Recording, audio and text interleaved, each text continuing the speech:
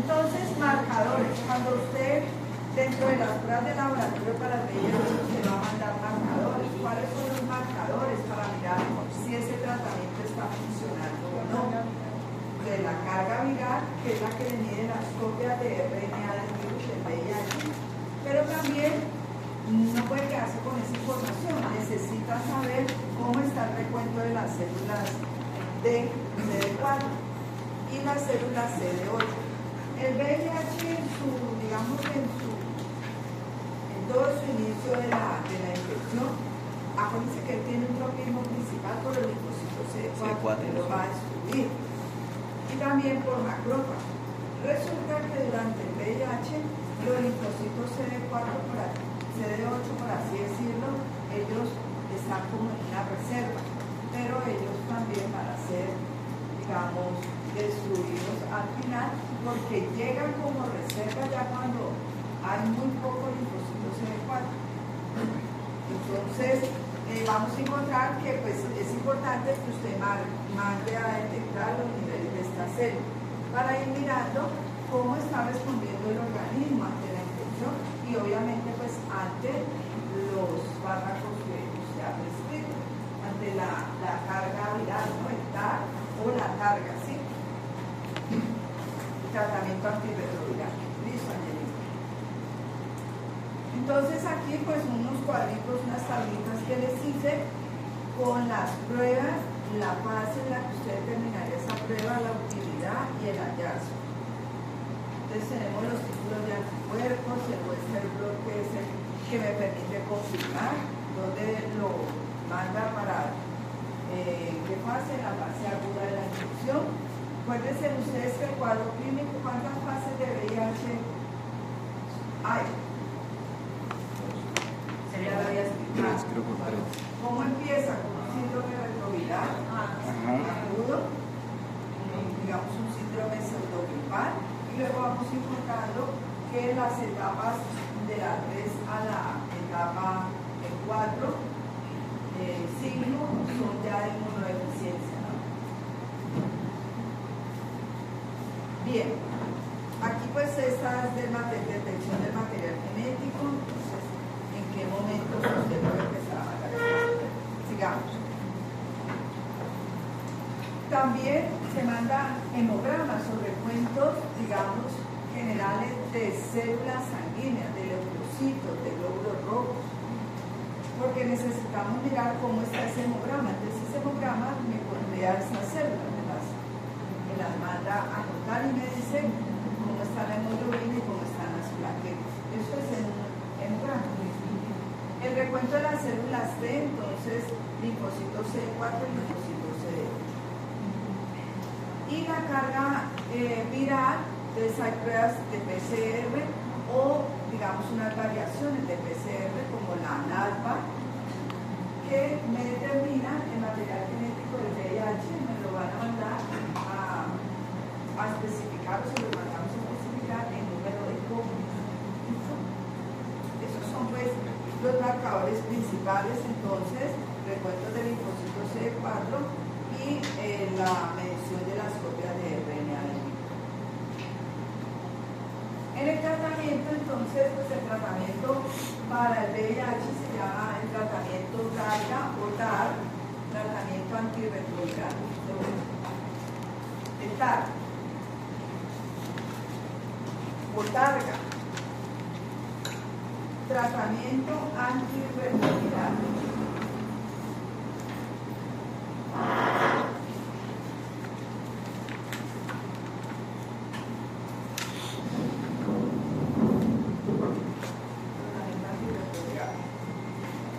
Bueno, ¿qué ventajas y qué desventajas tienen como todos los tratamientos y más digamos en los antivirales, que son de sustancias pues tóxicas o como todos los antibióticos, los antiparasitarios?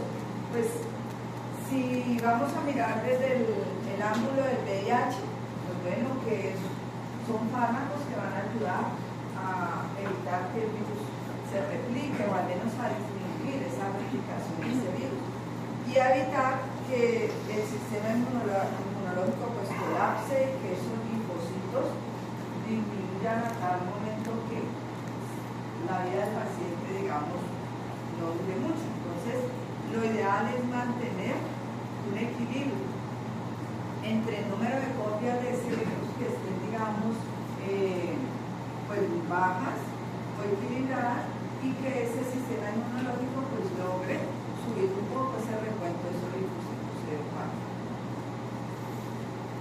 Muy bien. También pues hay desventajas, si es que es muy costoso, son varios fármacos que hay que administrar, porque el paciente tiene que tomar en varios momentos del día, varias dosis, que eso va a producir efectos colaterales también en su vida, que pues le va a afectar, digamos, todo su metabolismo. Por eso ustedes también tienen que estar evaluando el metabolismo de ese paciente, porque esos antirretrovirales pues van a disminuir algunas otras células, van a afectar los niveles de los perfiles lipídicos, del colesterol, de la glucosa, de la hemoglobina, del recuento de los glóbulos rojos, todo lo va a alterar. Entonces eso se hace necesario y eso estaría entre las desventajas. ¿Listo? Y pues ya las ventajas es pues lograr, digamos, equilibrar un poco esa salud de ese paciente, y también respecto a los portadores saludables, o sea, aquellos que tienen el VIH pero pues que no tienen el cuadro clínico, que los vemos aparentemente pues, sanos o saludables, pues va a mantener, digamos, una mejor calidad, y el virus pues vamos a tenerlo controlado para que no pueda pasar a otra persona, a otro ser. Cuando ustedes se encuentran en situaciones que, es que imagínate que fulano de tal contó que tenía un VIH, pero resulta que la pareja pues no le ha dado el VIH, pero es que puede estar por acá, puede estar en el paciente que está controlado, que su carga viral está muy mínima. ¿Y eso de dónde resulta? Pues resulta de un tratamiento que está siendo, digamos, efectivo. Bueno, sigamos. Muy bien, ¿cuáles son los objetivos? ¿Para qué se da tratamiento antirretroviral? Alguien diría, pues, ¿para qué da tratamiento si ese paciente finalmente va a morir o algo? Pues a alguien se le ocurría decir, pues, esa argumentación que no es válida, porque siempre hay que buscar opciones para mantener, digamos, conservar la vida en una persona. Entonces, está dirigido hacia 4 objetivos principales.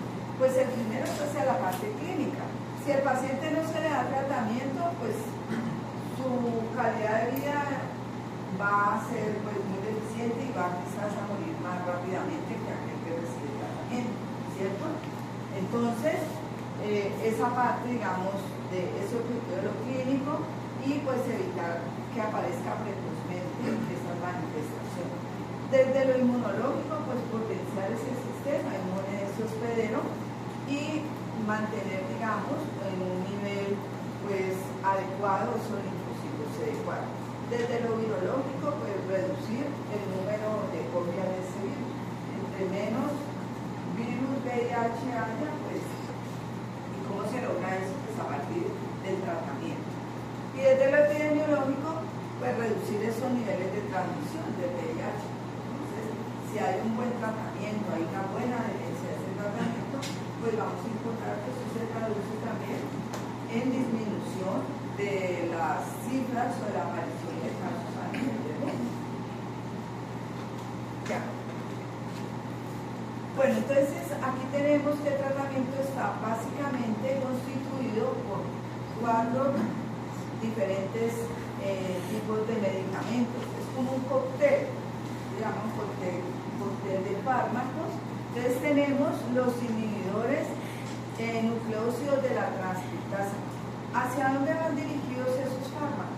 Acuérdense que cuando vimos los antivirales, pues los antivirales van dirigidos hacia inhibir los pasos de la replicación del virus. ¿Y qué virus es este? Pues el VIH. ¿Qué proteínas o enzimas tiene? Entonces esos fármacos van a bloquear cada una de esos pasos de la replicación y las enzimas que actúan ahí. Entonces está la transcriptasa inversa. Aquí tenemos pues una serie que se administrarían los inhibidores no análogos de la transcriptasa inversa, los de las proteasas y los que inhiben la fusión, el paso de la adherencia del virus al linfocito. Entonces vamos a encontrar como de a 5 fármacos en cada uno de esas fases que pertenecen, 3 o 5 fármacos que pertenecen, por ejemplo, inhibidores de la proteasa, 3 o 5 fármacos que se tomarían con 3 o 5 también de los inhibidores de la transcriptasa y de las fusión. ¿Me estoy haciendo entender?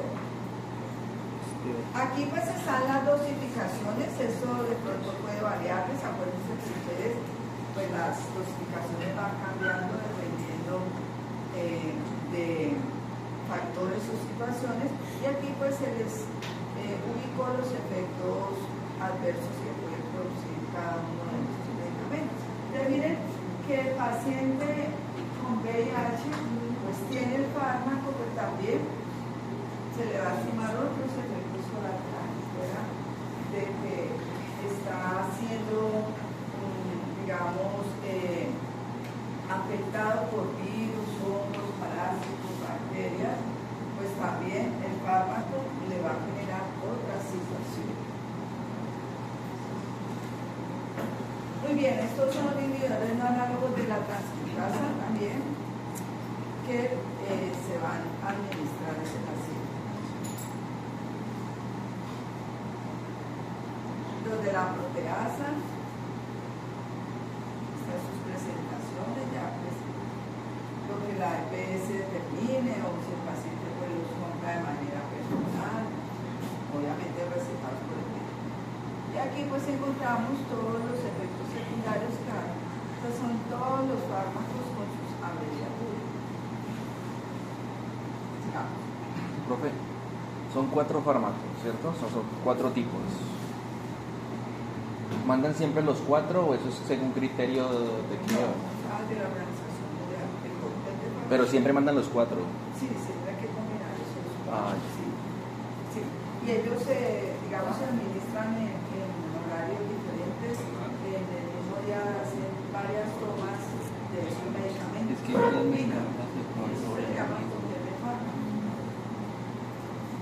Si ese tratamiento es un tratamiento bien complejo y el paciente se somete a eso, más todos los efectos colaterales que bajan de peso, más diarrea. Casi siempre terminan con hígado graso, con problemas de los riñones.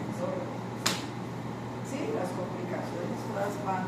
Bueno, en la prevención pues va dirigida, si sabemos cuáles son los mecanismos de transmisión, pues entonces podríamos ir la prevención hacia la parte educativa, a la parte cultural, a explicar o digamos tener una sola pareja, en la relación sexual pues usar el protector, el condón, tanto en la mujer como en el hombre. Todas esas medidas pues que se abordarían desde la parte digamos inicial. Si yo conozco el mecanismo de transmisión, pues de ahí es fácil entender cómo pues voy a evitar que aparezca esa infección. Y pues la educación, ¿no? La educación es muy importante. Aquí pues son todas las medidas o prácticas sexuales pues que tienen que ver con la cultura del sujeto. Puede tener el conocimiento, pero si le es muy difícil dejar la práctica, pues es complicado, ¿cierto? Entonces,